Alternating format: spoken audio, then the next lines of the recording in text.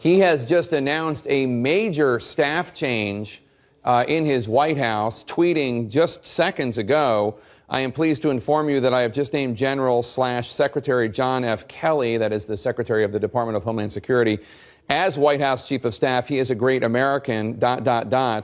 Presumably more is coming in this announcement, but 3 minutes ago, that is what he tweeted. We are waiting for more information about what this means.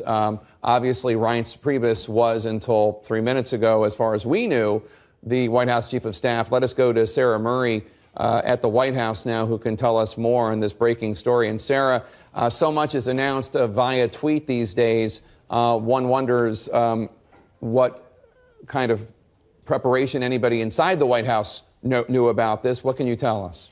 Well, look, we have been hearing from people last night as well as this morning that the president was not happy with his chief of staff, that he was being encouraged by people around him, including members of his family who are his senior advisors, Jared Kushner and Ivanka Trump, that it was time to make a change. They didn't feel like Reince Priebus was up to the job of chief of staff. There were some close to the president who felt like Priebus wasn't carrying out the president's wishes, that he wasn't effective in calming the West Wing chaos and power struggle, but that he also wasn't shepherding the president's agenda through Congress. And obviously he had the president suffered a healthcare defeat last night. That was just a part of what we're talking about here.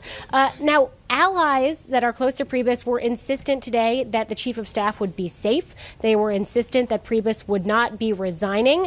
So it was pretty clear that if there was going to be a change, it was something the president was going to have to decide to do. He was going to actively fire his chief of staff. So far, at least on Twitter, we don't have a good indication of what happens next to Reince Priebus. Obviously, we'll look for more details on that, Jake.